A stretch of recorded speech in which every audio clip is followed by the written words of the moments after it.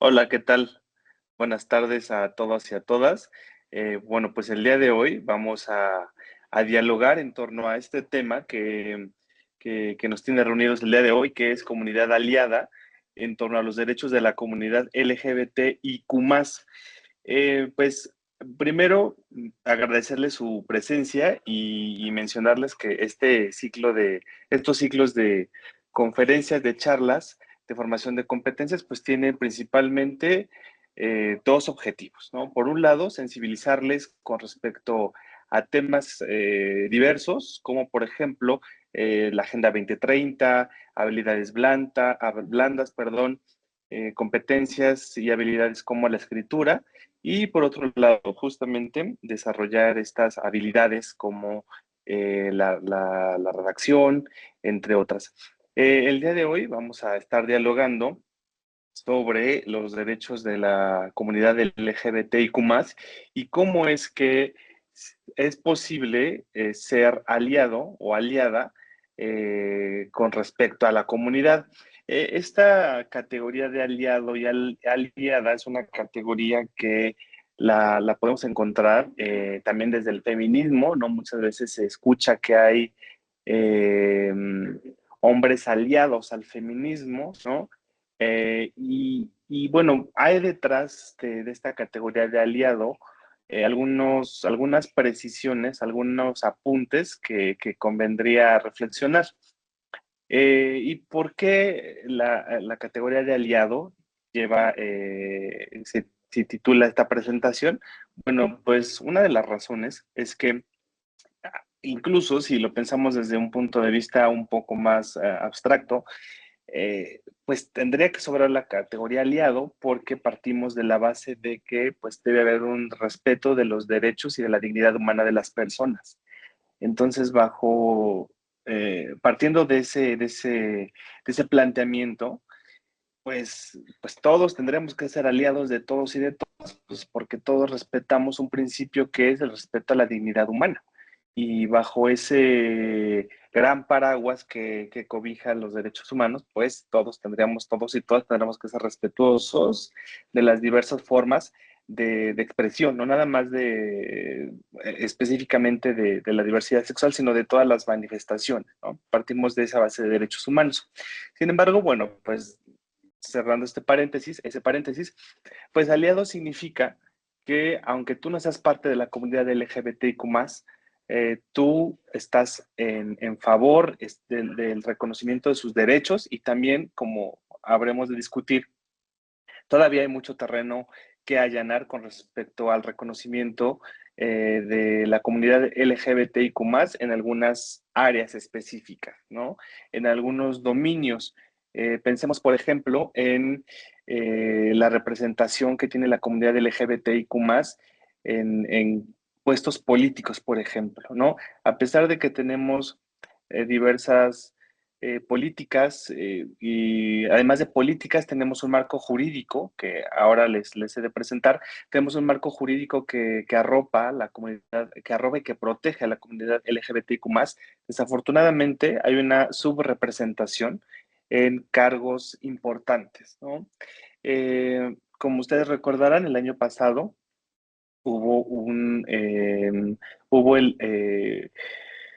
un acto de violencia, un asesinato, un acto homófobo de violencia, en donde el ex magistrade, Ociel, bueno, pues fue brutalmente asesinado. Entonces, pues nos da un indicio de que todavía es necesario continuar con estos diálogos, con estas conversaciones, porque al final del día, aunque tengamos marcos jurídicos, eh, en la sociedad hay algunos planteamientos, algunas ideas preconcebidas sobre, pues, una estereotipación de quién es la comunidad LGBTQ+, lo cual pues ha escalado a niveles de extrema violencia. Entonces, bueno, de eso estaremos dialogando, pero antes que nada, eh, les presento unas categorías muy básicas que, bueno, no les vamos a explicar todas, únicamente es para contextualizar, porque muchas veces decimos, bueno, ¿qué significa la Q? ¿Qué significa la T? ¿Qué significa la U? La I. Entonces, bueno, para partir de esta base, pues únicamente a manera de comentario, bueno, pues la L hace referencia a lesbiana, la G a gay, la B a bisexual, la primera T a transgénero, la segunda T a transexual, la tercera T a travesti, la primera Q a queer, la segunda Q a questioning, la I a intersexual, la A a asexual, la P a pansexual. Y bueno, pues como tenemos en esta infografía, el signo de más nos recuerda que tanto la identidad de género como la orientación sexual y la expresión de género son fluidas y no dan la posibilidad de expresarlas a nuestro gusto sin necesidad de etiquetarnos ni definirnos. Em, eh, bueno, yo creo que en nuestra sociedad y ustedes, al ser parte de una generación bastante joven, eh, afortunadamente han crecido todavía más seguros que lo que los espacios que en su momento nos tocó a nosotros como una generación, unas cuantas generaciones antes de las suyas. Específicamente, si pensamos en el entorno escolar, actualmente la universidad es garante de ofrecer espacios en donde no haya discriminación por ningún tipo, ¿no? Y de eso también lo mostraré más adelante. Sin embargo, anteriormente se pensaba que la escuela era únicamente el espacio, una institución en la que pues tú ibas y aprendías y era lo único que importaba, ¿no? Por eso es que muchas veces se justificaban prácticas de violencia, tanto físicas como verbales, ¿no? Y aún más, pues había un gran énfasis no énfasis, sino más bien había un gran desconocimiento y también hacía falta una política que enmarcara y que tipificara cuestiones de violencia, por ejemplo, ¿no? Actualmente, desde el nivel de educación básica hasta el nivel superior, bueno, pues tenemos una clara tipificación de qué es violencia y los tipos de violencia y bueno, también pues hay mecanismos para prevenir y sancionar este tipo de prácticas por parte del profesorado hacia el alumnado y hemos avanzado, ¿no? Eso hay que mencionarlo, hay que reconocerlo. Sin embargo, pues muchas veces también a nivel como personal, como que estamos un poco dudosos de qué significa, qué representación tiene la comunidad LGBTIQ+.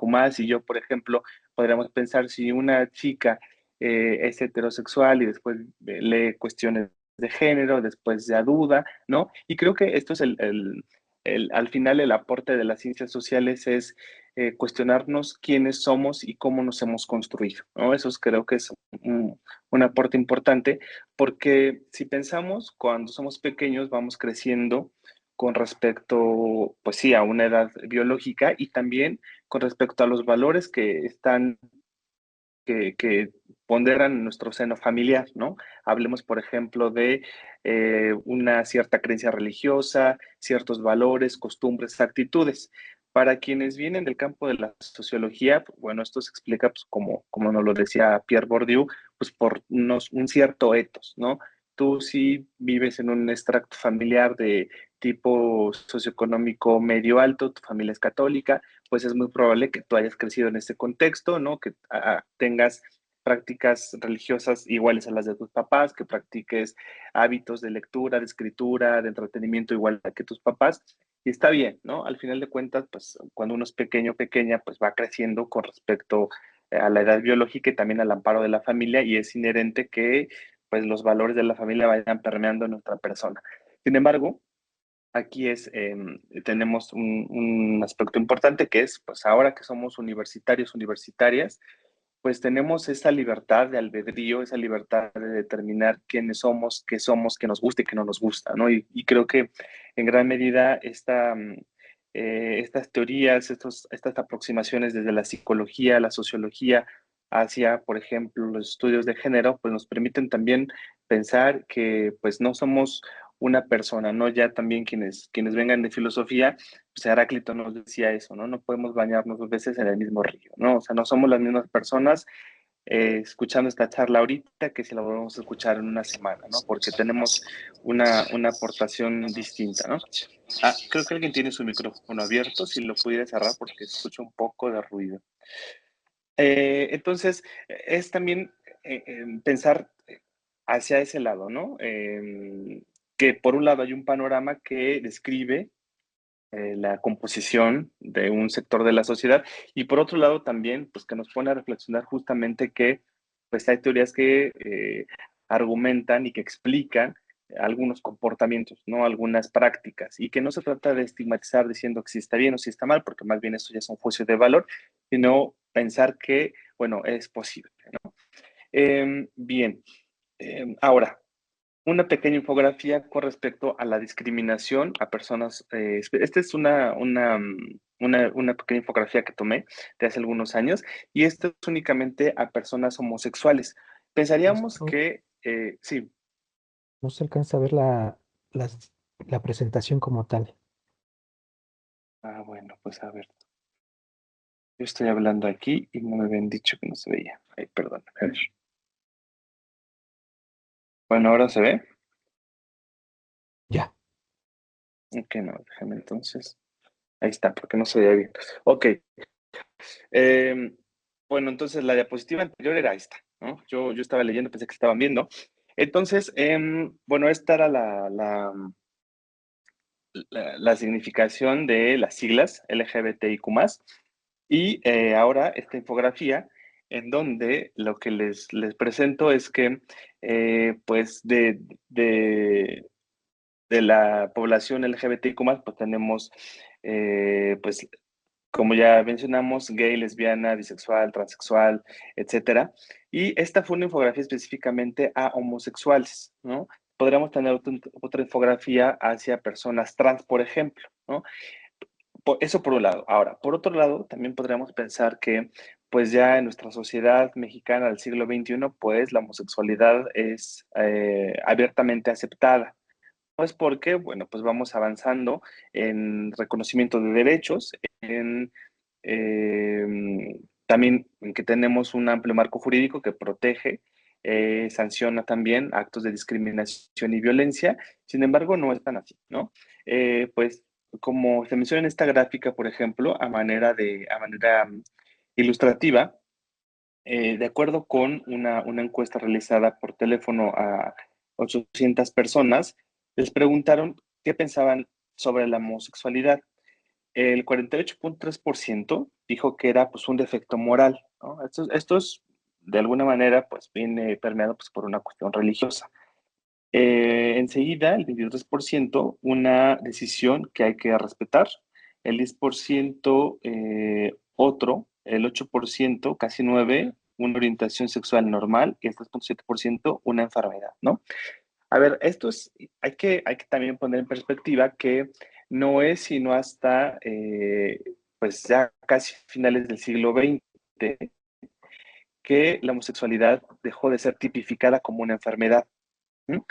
Em, Quizá, bueno, pues sus papás, sus abuelos, pues tengan una aproximación distinta hacia la homosexualidad, pues porque en sus tiempos era visto como una práctica, en principio como una práctica pecaminosa, y en segundo como una enfermedad, ¿no? Lo pecaminoso atribuido a lo religioso y la enfermedad referido a un comportamiento patológico, ¿no? Era una patología. No es sino hasta finales del siglo XX, o sea, más o menos como para ahí del 1900, si no me equivoco, como 1974, que se eliminó la homosexualidad como una enfermedad. Algunos países tardaron mucho tiempo después de que se desclasificó como una enfermedad. Por ejemplo, España la eliminó como una enfermedad en 1993-94. Entonces, bueno, pues podemos darnos cuenta que al final eh, tarda mucho tiempo en que pues la sociedad se sensibilice y acepte, ¿no? Y bueno, eso por un lado. Ahora, con respecto a esta misma lámina que tenemos, vamos a acercarnos a la pregunta: si un familiar cercano fuera gay, pues el 76% dijo lo respetaría, el 9% lo trataría de cambiar, ¿no? El 4% eh, lo aceptaría y el 2% lo despreciaría, ¿no? Ahora, con respecto a cuestiones sociales, ¿no? tenemos también matrimonio gay. ¿Qué dice la población o estas 800 personas encuestadas vía telefónica? Pues dijeron que el 30.9% que están de acuerdo, ¿no? El 22.8% se opone un poco, el 18.6% está pues muy de acuerdo, el 18.2% lo desaprueba y el 4.9% pues ninguna de las opciones. En lo que respecta a la adopción para construir una familia, pues aquí tenemos la división, ¿no? Tenemos que el 33.5% pues está algo de acuerdo, es decir, o sea, pues sí, pero no, ¿no? Eso implica ese algo de acuerdo. El 23.2% se opone un poco, el 16.3% pues está muy de acuerdo, el 20.9%, perdón, lo desaprueba y el 3.3% ninguna opción, ¿no? Y aquí es una cuestión que también les invito a reflexionar, que muchas veces en sociedad tenemos un doble discurso, ¿no? ¿Cuál es este doble discurso? El doble discurso es, bueno, pues está bien, lo acepto, pero que no se casen, pero que no tengan hijos, pero que no vivan juntos, pero que no se metan a nadar a la misma alberca que yo, ¿no? Entonces, a eso nos referimos con los dobles discursos, ¿no? Eh, en Colombia, por ejemplo, Colombia hace algunos años tuvo a su primera rectora trans. Era una rectora trans y sufrió una ola de violencias, pero ella lo que decía es que pues ella estaba ahí justamente para incomodar, porque justamente cuando se incomoda es un indicador de que algo está faltando en la sociedad, ¿no? Y entonces pensemos, por ejemplo, en que, y esto es bastante, es parte de la cotidianidad, que incluso siendo parte del colectivo LGBTQ+, se pueden tener pensamientos homófobos, por ejemplo, ¿no? O sea, uno puede ser parte del colectivo LGBT y aún así decir, pues es que como dos hombres van a crear un niño, ¿no? Entonces, este es el panorama que nos rodea, para lo cual hay que trabajar mucho porque muchas veces se hacen extrapolaciones, ¿no? Yo, por ejemplo, digamos, soy una persona homosexual y tengo una vida sexualmente activa y utilizo drogas, por ejemplo. Entonces, muchas veces se plantean estos escenarios como se extrapolan y por eso es que muchas veces existen argumentos como cómo dos personas homosexuales van a crear van a adoptar si tienen prácticas pues muy poco sanas, por ejemplo, ¿no? Pero bueno, muchas veces se parte del prejuicio y de prácticas individuales para extrapolar y justificar o argumentar en contra, por ejemplo, ¿no? Entonces, este es un breve panorama.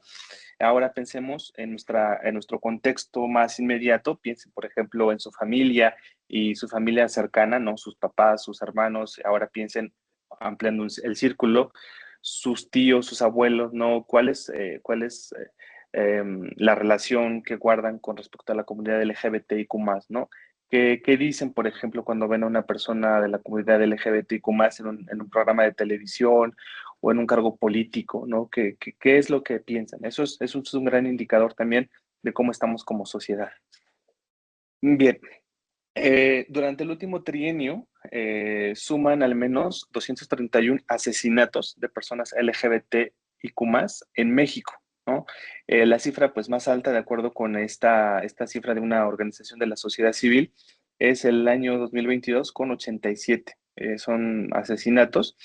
Y muchas veces, pues estos asesinatos, lo que se ha pugnado es que no se tipifiquen como eh, asesinatos o muertes eh, por crímenes pasionales, que muchas veces es la justificación, que en su momento sí pensamos también el feminicidio, muchas veces también fue antes de que la categoría de feminicidio existiera, los asesinatos a mujeres eran catalogados por las fiscalías como pues fue un crimen pasional entre un hombre y una mujer, ¿no? Y así se deslindaban de toda responsabilidad y decían, bueno, pues es que tienen problemas y bueno, pues ahí fue un problema doméstico, un problema conyugal y pues ahí terminó, ¿no?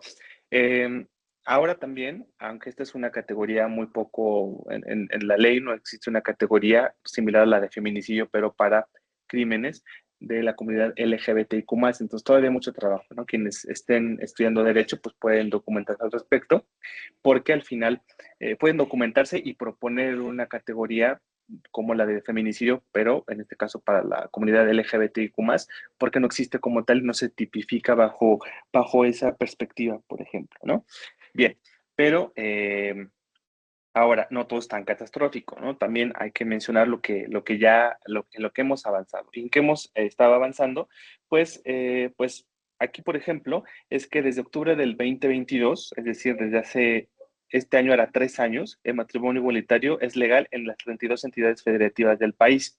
Esta es una gran noticia, pero vuelvo a lo mismo, si pensamos todo el camino que tenemos, eh, recorrido con respecto a estudios, debates desde diferentes áreas del conocimiento y disciplinas como pues la medicina, la sociología, la antropología, la psicología, los estudios de género, los estudios de coloniales. En todas estas disciplinas han aportado desde su campo de especialización y han estudiado a la diversidad sexual pues, como un objeto de estudio y durante todo este tiempo hemos avanzado muy poco, ¿no? Como hemos visto, pues desde que se elimina la homosexualidad como una enfermedad, como un trastorno mental, como una enfermedad, bueno, hasta nuestros días, pues todavía, eh, ah, pues vemos y hemos avanzado, pues sí, muy poco, ¿no? Eh, ¿De qué requerimos o de qué se requiere? De qué necesita la sociedad? Necesita de personas aliadas, ¿no? ¿Qué significa esto? Bueno, pues como les mencioné al principio de esta charla, pues que sin que ustedes necesariamente sean parte de la comunidad LGBTIQ+, o que si incluso lo son, bueno, pues justamente desde sus campos del conocimiento aporte, ¿no? ¿Y cómo es que podemos aportar? Desde diferentes maneras, por ejemplo, ¿no? Desde la lingüística, desde la antropología, desde la sociología, desde el derecho, desde la filosofía, desde la medicina, ¿no? Porque todo esto tiene un trasfondo social, ¿no? Que es ahora lo que estamos viendo. Las áreas del conocimiento no trabajan de manera aislada, en cajas aisladas, por ejemplo, ¿no?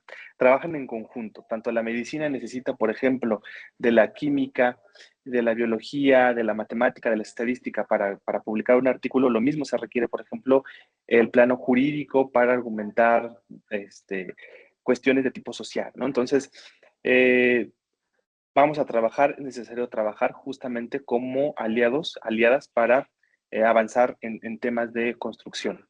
Y bueno, pues ahora les diré cómo específicamente podemos hacerlo. Bueno, ¿esto qué significa? ¿Qué significa que México avanzó en el reconocimiento del matrimonio igualitario? Pues que parejas del mismo sexo pueden casarse en cualquier estado, reconociéndose, perdón, su unión con los mismos derechos que cualquier matrimonio heterosexual, tales como los derechos sucesorios, de seguridad social e incluso adopción en la mayoría de los casos. Aquí también es importante mencionarles que si ustedes son eh, estudiantes, eh, ¿cómo se dice? Estudiantes frecuentes que recurren frecuentemente a TikTok, eh, podrán ver noticias y muchas veces hay noticias en las que, por ejemplo, instituciones públicas como el IMSS o el Infonavit han caído en discriminaciones porque no han reconocido que, por ejemplo, en un matrimonio homosexual, uno de los cónyuges falleció y entonces la pensión se la deja pues a su pareja. Entonces, pues ahí hay pues contradicción jurídica, pues porque a pesar de que la ley lo reconoce, pues muchas veces el desconocimiento por parte de los servidores y servidoras públicas, bueno, pues es tan grande que muchas veces puede llegar a caer en este tipo de controversias. E igualmente, pues que muchas veces, como les he mencionado, la ley también tiene algunos vacíos, que, pues como toda fuente de derecho, pues está sujeta a interpretación. Entonces, pues esos vacíos lo que hacen es que más que generar certezas, generan controversias, ¿no? Entonces, bueno, pues ahí lo que se hacía, ¿no? Pues era ampararse. Entonces, bueno, pues ahí hay un nicho de oportunidad bastante amplio desde el campo jurídico, ¿no? Sea desde las modificaciones a las leyes o incluso un estudio desde la antropología, sociología, con respecto y también el derecho, evidentemente, con respecto a la categoría para tipificar crímenes, para categorizar asesinatos, ¿no? hacia personas de la comunidad LGBTQ+, ¿no? O sea, una categoría específica con estos matices y estas características eh, de la comunidad LGBTQ+. Bien, asimismo, pues nuestra Constitución, que es nuestra Carta Magna, nuestro máximo instrumento jurídico, pues en su artículo primero nos establece que queda prohibida toda discriminación motivada por origen étnico o nacional, el género, ay, perdónenme, el género, la edad, las discapacidades, la condición social, las condiciones de salud, la religión, las opiniones, las preferencias sexuales, el estado civil o cualquier otra que atente contra la dignidad humana y tenga por objeto anular o menoscabar los derechos y libertades de las personas, ¿no? Esto, pues, está estipulado en el artículo primero constitucional y al respecto también tenemos el Consejo Nacional para prevenir la discriminación, mejor conocido como el CONAPRED, el Consejo Nacional, ¿no? Entonces, también es importante que pensemos algo que a la luz de los estudios de coloniales es importante, que no es lo mismo ser una mujer, por ejemplo, lesbiana, siendo una mujer blanca, eh, pensemos en una mujer lesbiana de Estados Unidos, ¿no? A ser una mujer lesbiana afromexicana, ¿no? ¿Por qué? Pues porque tiene características sociales que la ponen en desventaja. Uno, la preferencia sexual y dos, su característica de ser afromexicana, ¿no? Entonces, esto pues es una interseccionalidad, lo cual habla de que pues hay dos sistemas de opresión que recaen sobre una persona, ¿no? Una, la preferencia sexual y dos, la condición, bueno, más bien la característica de ser afromexicana. ¿Y por qué digo sistemas de opresión? Bueno, pues porque al final, pues la sociedad hace muchos años, ahora estamos en proceso de cambiarla, pues se mantenía o se sustentaba sobre pues una norma heterosexual, ¿no? O sea, todo lo que no es heterosexual no está bien visto, ¿no? Y también todo lo que no es blanco, todo lo que no es culto en el sentido no culto, más bien todo lo que no es blanco, todo lo que no es occidentalizado no sirve, ¿no? No es válido. Entonces, pues en ese sentido, pues muchas veces por eso había discriminación hacia pueblos originarios, pues porque todo lo que no es occidental, es decir, todo lo que no es europeo, todo lo que no es proveniente del norte global, pues no representa o no es importante a los ojos de la sociedad, ¿no? Entonces, bueno, pues aquí es importante que pensemos, por ejemplo, en que muchas veces cuando escuchamos que murió, por ejemplo, o asesinaron a una chica trans indígena, pues porque es que muchas veces esto no tiene eco, no, pues no tiene eco, pues no porque no haya los medios de comunicación, sino porque pues como sociedad todavía no hemos aprendido a descentrarnos, ¿no? Tanto eh, considerar que pues esta persona sufría opresiones y que al final de cuentas, bueno, pues como muchas veces sucede, pues los medios de comunicación le dan prioridad o muchas veces las noticias son enfocadas en el occidente, ¿no? Y sobre todo si no son racializados. Bien, ahora, aquí una pequeña infografía que tomé de Pictoline. Y México, por ejemplo, se encuentra ahora les digo, aquí en el 2015, ¿no? Y la infografía se llama Desbloqueando el amor, países que han logrado el matrimonio igualitario. Esta es una infografía que en su momento publicó Pictolin y que tenía una nota que era que reconocían el matrimonio igualitario. En ese momento estaba en reconocimiento, ¿no? Actualmente pues ya es posible casarse, pero el objetivo de esta infografía es mostrarles que al final, pues otros países, como por ejemplo Países Bajos desde el año 2001, fue pues pionero en impulsar el matrimonio igualitario, ¿no? Seguido por Bélgica, Canadá, España, y pues que incluso después de que México pues impulsara este matrimonio, hubo países que pues todavía no estaban con una normativa jurídica tan a la vanguardia, ¿no? Por ejemplo, Colombia, que en el año 2016, bueno, pues también se incorporó. Y bueno, pues aquí también pues, es importante mencionar que los países musulmanes pues se castigan ampliamente la homosexualidad, ¿no? La castigan incluso con penas de muerte, ¿no? Países musulmanes, países árabes, bueno, pues la homosexualidad es no permitida y bueno, pues es sancionada socialmente y depende el acto en el que se encuentra la persona, pero la sanción puede ser desde una sanción jurídica, o sea, que te encierren, que te pongan en la cárcel, hasta que, bueno, pues pena de muerte, ¿no? Eh, es bastante grave porque atenta contra los derechos humanos. Bien, ahora, ustedes dirán, bueno, pues, ¿y qué pasa, no? ¿Qué pasa con la discriminación, ¿no? Y ya un poco más aterrizando en el plano educativo, en el plano de nuestra institución, ¿qué ha sucedido, no? Quienes estén en el campo de la ingeniería, pues habrán de saber que hubo un científico, Alan Turing, quien es considerado actualmente el padre de la inteligencia artificial. Él era un científico inglés, y si han visto la película El Código Enigma, pues es la historia de Alan Turing. Y bueno, pues Alan Turing era gay. ¿Y qué sucedió? Pues bueno, en ese momento, en Inglaterra de la época pues, de la reina Isabel II, o sea, estamos hablando del siglo XX, o sea, 1940, 39, 45, porque Alan Turing fue este científico que, como van a ver en la película, desarrolló una forma para eh, eh, leer los mensajes encriptados que se mandaban, que intercambiaba Alemania nazi con otras bases nazis en otras partes de Europa, justamente para atacarlo. Entonces, lo que Alan Turing hizo fue, pues, decodificar ese código, por eso la película se llama Código Enigma, y a él se le atribuye que, pues, grandes explosiones que se tenían previstas por la Alemania nazi, pues no se consolidaron, pues porque justamente Alan Turing supo decirles a los británicos en dónde iba a suceder, justamente porque decodificó sus mensajes, ¿no? Entonces, ¿qué pasó con Alan Turing? Bueno, pues Alan Turing fue un científico, un ingeniero, eh, como lo vemos aquí, matemático, lógico, informático, teórico y criptógrafo, que ganó un reconocimiento al descifrar el código de comunicación nazi en la Segunda Guerra Mundial. Pero ese es el contexto, ¿no? Era un hombre prominente, pero pues básicamente mm, discriminado socialmente, ¿no?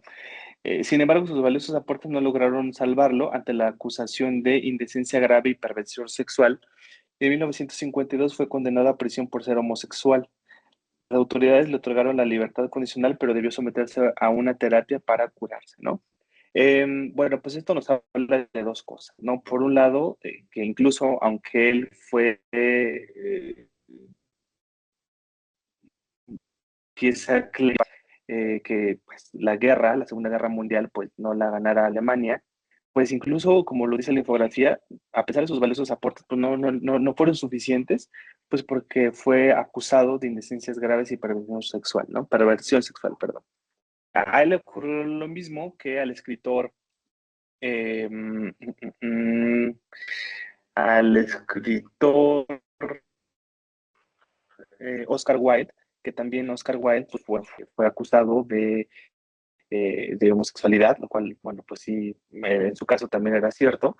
Y bueno, pues él murió, Oscar Wilde murió encarcelado, bueno, libre después de muchos años de cárcel, pero muy enfermo, pues porque al final el estigma social que vivían en esa época en Inglaterra, pues lo orilló a que muriera solo, pobre, y pues eso, ¿no? Con el rechazo social, y bueno, pues ahora pues su obra es una de las obras literarias más reconocidas del mundo, ¿no?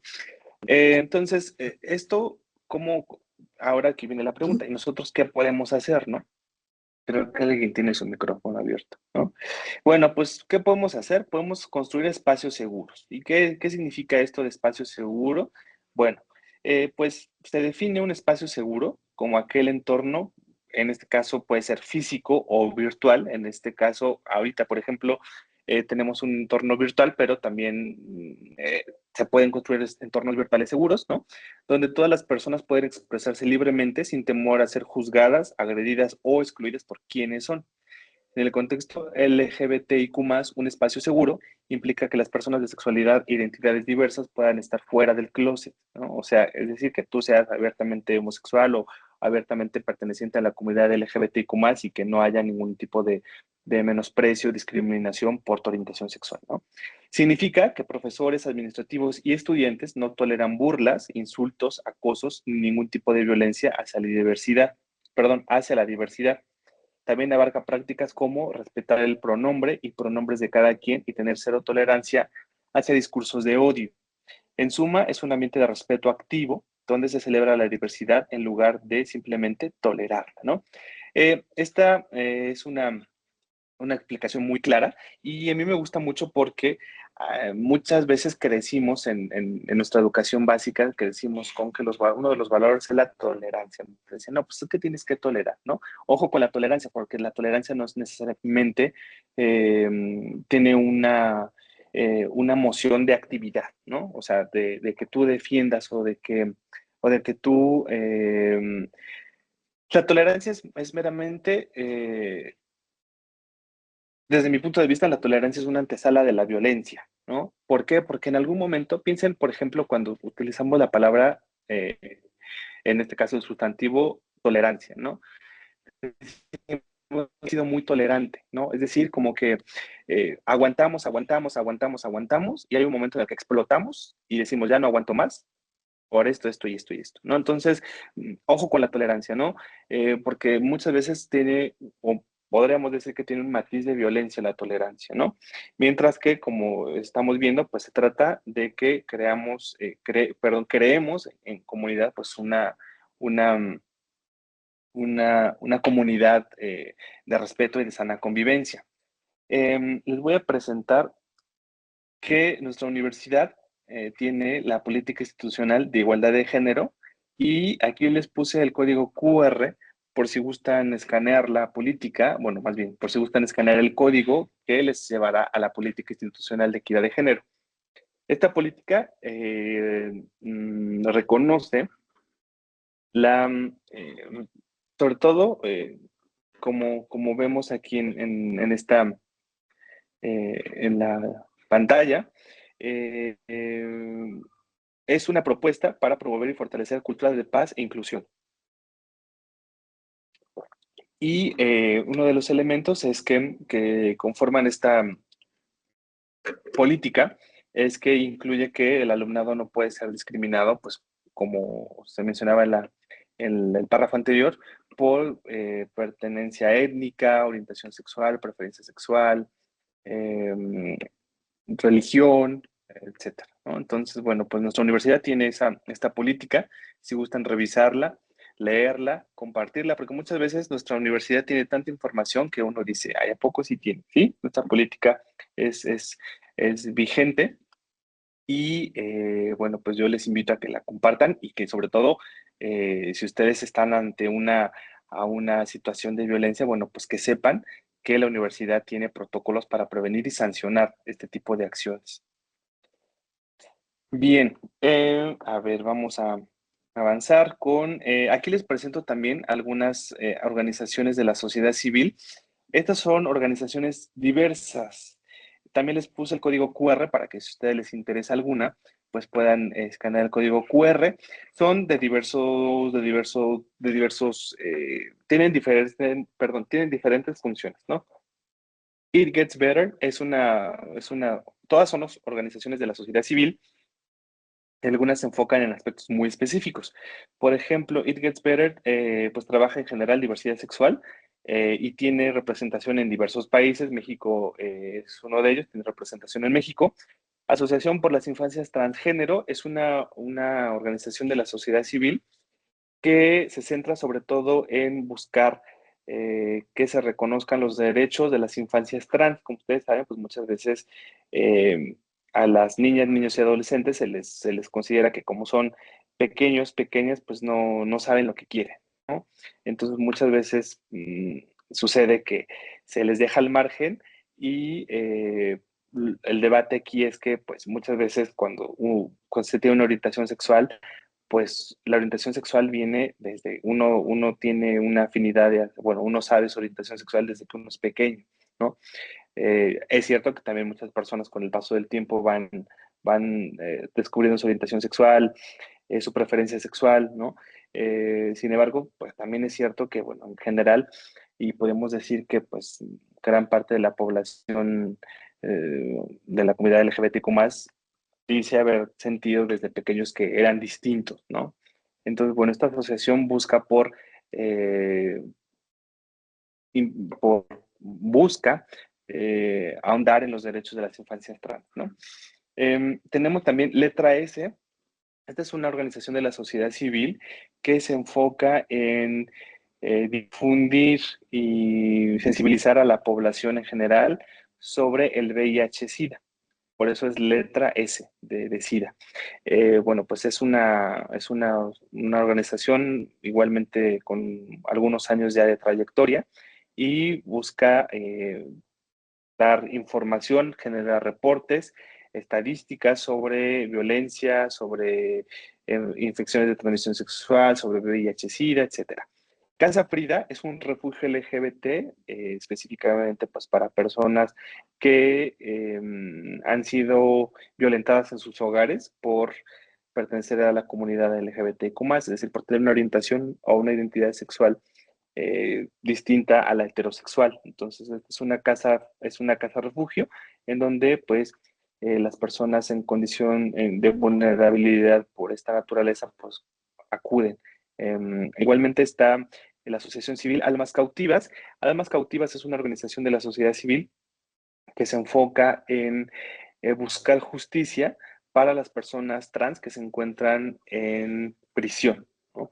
Entonces, bueno, esto es una organización que también eh, busca incidir, busca tomar partida, busca generar acciones que estigmaticen menos, ¿no? O más bien, no que estigmaticen menos, sino eliminar esta estigmatización que se tiene, sobre todo cuando las personas cometen un acto delictivo y que muchas veces, bueno, pues están cumpliendo una condena en espacios en donde se les violentan sus derechos humanos, ¿no?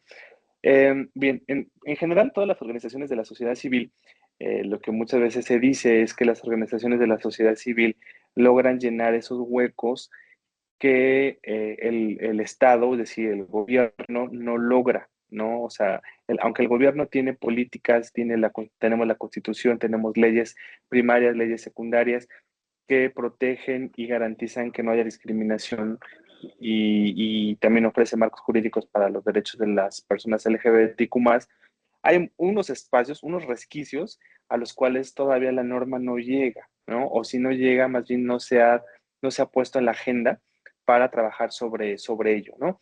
En este caso, es importante que ustedes cuando vean una organización de la sociedad civil piensen qué se tiene en términos jurídicos y en términos ya de política pública, por ejemplo, para atender esa problemática.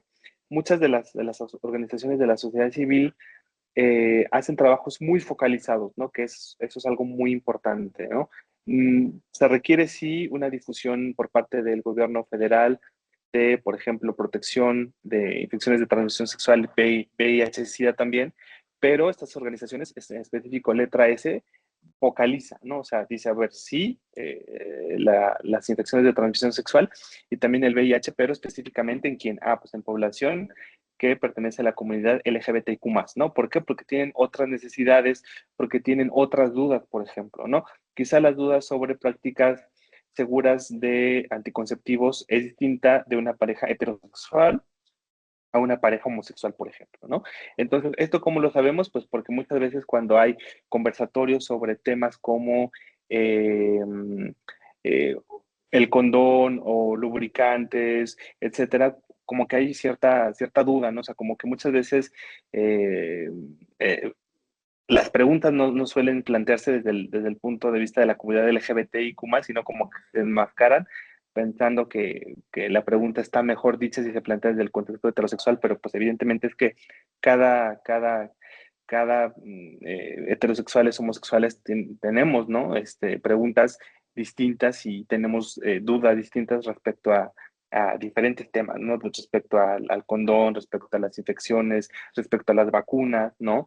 Entonces creo que es importante hacer esta reflexión. Bien, y creo que, bueno, pues como cierre, para si hay alguna duda, alguna pregunta, podamos conversar. Únicamente, pues mencionar lo que ha sido la línea argumentativa de esta charla, pues que la diversidad nos hace grandes, ¿no? Sin una comunidad diversa, pues sería muy aburrido, ¿no? Además de aburrido, pues sería bastante, bastante grave que todos fuéramos iguales, ¿no? Entonces, bueno, creo que, pues sí, efectivamente la diversidad nos hace grandes. Y bueno, estas son las referencias de algunas partes que utilicé. Les invitamos a que sigan nuestras redes sociales de la Dirección de Apoyo Académico Estudiante. Nosotros, para quienes están en CEU, nos pueden visitar. Estamos en la Biblioteca Central, en el segundo piso. Y tenemos nuestras redes de contacto: Facebook, Instagram, Twitter, TikTok, nuestra página, nuestro sitio web y nuestro correo electrónico. Entonces, si igualmente escanean este código QR con su teléfono, les va a llevar a todas las páginas y bueno, nos pueden ahí seguir, compartir algunas preguntas, algunas dudas, y bueno, pues sepan que la Dirección de Apoyo Académico Estudiantes justamente se enfoca y busca y tiene el objetivo de acercarles estos temas, de que sepan que hay una genuina preocupación porque construyamos unas sociedades más equitativas, ¿no? Más sostenibles y más respetuosas de la diversidad. Bien, pues de mi parte sería todo. Muchísimas gracias.